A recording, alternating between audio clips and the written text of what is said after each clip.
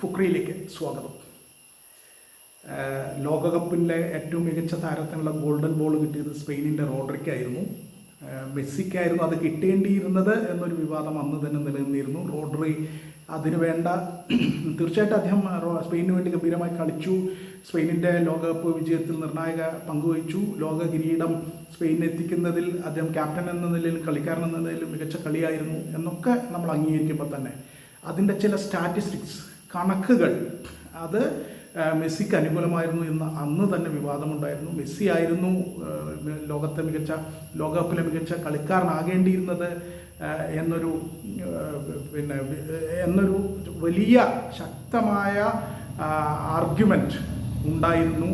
അപ്പോൾ അതിൻ്റെ ഒരു വിശദ വിവരങ്ങളിലേക്ക് പോയി കഴിഞ്ഞാൽ എന്തായിരുന്നു ആ സ്റ്റാറ്റിസ്റ്റിക്സ് മെസ്സിയുടെയും റോഡ്രിയുടെയും എന്നൊന്ന് നോക്കിയാൽ നമുക്ക് ശരിക്കും മനസ്സിലാകുന്നത് മെസ്സി ആയിരുന്നു ലോക കപ്പിൽ ഏറ്റവും മികച്ച കളിക്കാരനുള്ള ഗോൾഡൻ ബോൾ നേടേണ്ടിയിരുന്നത് എന്ന് നമുക്ക് തോന്നുന്ന രീതിയിലുള്ള സ്റ്റാറ്റിസ്റ്റിക്സാണ്. ആ സ്റ്റാറ്റിസ്റ്റിക്സ് ആ കണക്കൊന്ന് നമുക്ക് നോക്കാം. ഗോളുകൾ 8 അടിച്ചു മെസ്സി. റോഡ്രി ഒരൊറ്റ ഗോൾ പോലും അടിച്ചിട്ടില്ല. അസിസ്റ്റുകൾ 4 മെസ്സിയുടെ വകയുണ്ട്. അതേസമയം റോഡ്രിക്കും അത് ശൂന്യമാണ്. റോഡ്രി ഒരൊറ്റ അസിസ്റ്റ് പോലും, ഒരു ഗോൾ അടിക്കാൻ, അസിസ്റ്റ് എന്ന് പറഞ്ഞാൽ ഗോൾ അടിക്കാൻ സഹായിക്കുക മറ്റൊരു കളിക്കാരനെ, അതിൽ ഒരു അസിസ്റ്റ് പോലും റോഡ്രിയുടേതായില്ല. മെസ്സിയുടെ 4 ഉണ്ട്. അതേസമയം ഹൂ സ്കോർഡ് റേറ്റിംഗിൽ ഹൂ സ്കോർഡ് റേറ്റിംഗിലും 8.82 പോയിന്റുമായി ലിയണൽ മെസ്സിയാണ് മുന്നിൽ. ആ ഹൂ സ്കോർഡ് റേറ്റിംഗിൽ 7.30 റോഡ്രിയുടെ പോയിന്റ് റേറ്റിംഗിൽ. ബിഗ് ചാൻസസ് ക്രിയേറ്റഡ്, ഏറ്റവും വലിയ ഒരു കളിയെ തന്നെ തിരിക്കാൻ കഴിയുള്ള വൻ അവസരങ്ങൾ സൃഷ്ടിച്ചത് ലിയണൽ മെസ്സി 8 സൃഷ്ടിച്ചു. അതേസമയം റോഡ്രി 1 പോലും സൃഷ്ടിച്ചിട്ടില്ല.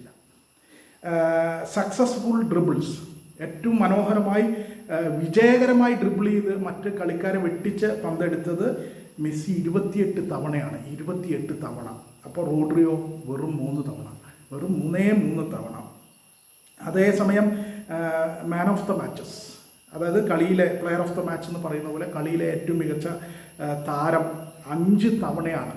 8 മത്സരങ്ങളിൽ 5 തവണയാണ് മെസ്സിക്ക് മാൻ ഓഫ് ദ മാച്ച് പുരസ്കാരങ്ങൾ ലഭിച്ചത്. അതേസമയം റോഡ്രിക്ക് ലഭിച്ചത് ഒരേ ഒരു തവണയാണ് 8 മത്സരങ്ങളിൽ.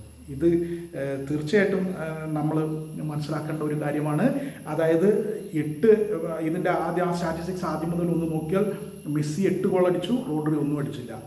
മെസ്സി 4 അസിസ്റ്റ് ഒരുക്കി, റോഡ്രി 1 അസിസ്റ്റ് ഒരുക്കിയില്ല. ഹൂ സ്കോർഡ് റേറ്റിംഗിൽ മെസ്സി 8.82 പോയിന്റുമായി മുന്നിലാണ്.